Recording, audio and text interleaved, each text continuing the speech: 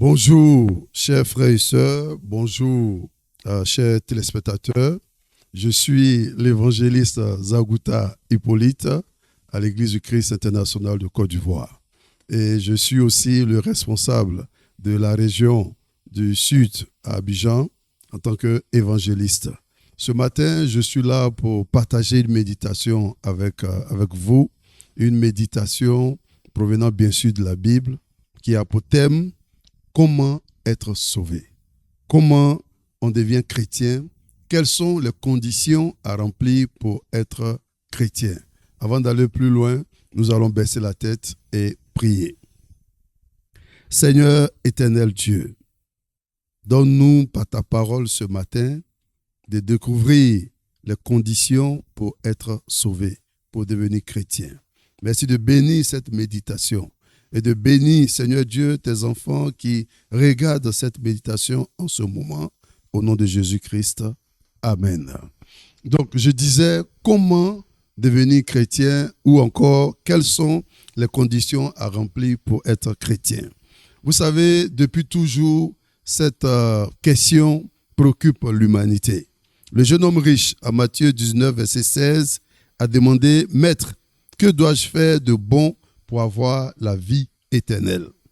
Le geôlier, en Actes 16, verset 30, a dit, « Seigneur, que faut-il que je fasse pour être sauvé ?»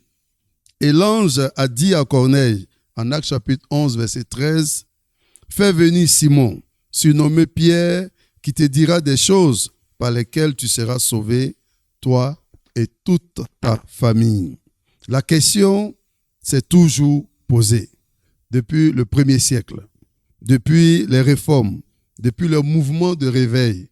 La préoccupation reste toujours posée. Pour avoir une bonne réponse et une réponse juste, il convient que nous retournons à la Bible. Il convient que nous retournons interroger les apôtres. Et parmi les apôtres, il y a un qui est un apôtre particulier, c'est l'apôtre Pierre, parce que c'est à lui que Jésus a donné les clés du royaume des cieux. Donc, allons-y voir la réponse qu'il donne à cette préoccupation.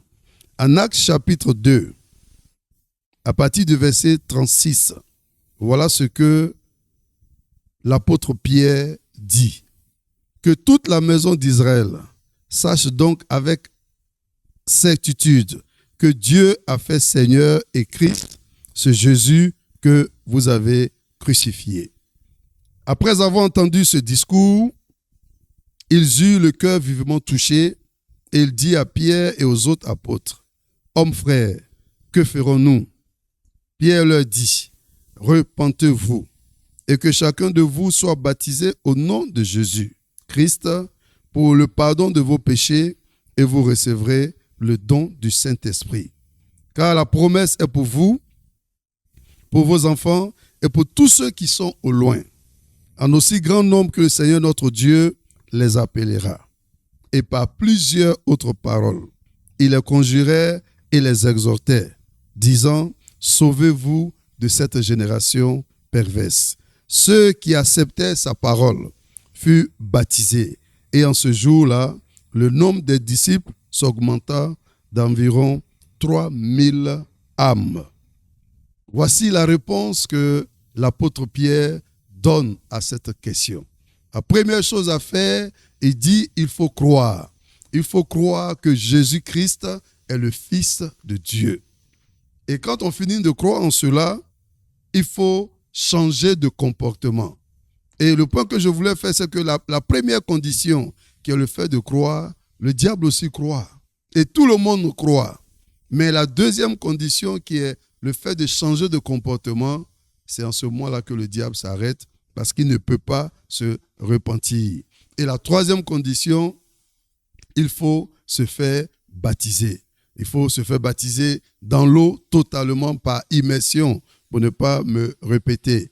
Et qu'est-ce qu'on reçoit selon Pierre? Quand tu as fait ces trois choses, tu reçois le pardon de tes péchés. Dieu efface tous tes péchés et tu as donc ensuite le don du Saint-Esprit.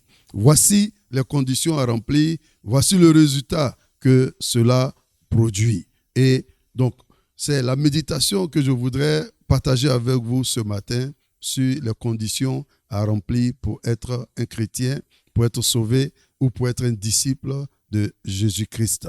Donc, nous allons nous arrêter là pour ce matin. C'était l'évangéliste Zagouta depuis l'émission Méditons ensemble. Que Dieu vous bénisse. Nous allons baisser la tête et prier. Éternel notre Dieu, merci infiniment. Merci de nous avoir éclairés ce matin. Merci de nous avoir montré le plan du salut. Merci de nous avoir montré comment devenir chrétien. Père, que ce message qui a été donné, cette méditation, touche le cœur de plusieurs et que ce message aille jusqu'aux extrémités de la terre pour permettre à plusieurs d'être sauvés. Merci de te glorifier. Béni sois-tu au nom de Jésus-Christ. Amen. Donc, merci encore pour avoir participé à cette émission. Que Dieu vous bénisse et à la prochaine pour une autre émission de Méditons ensemble. Que Dieu vous bénisse.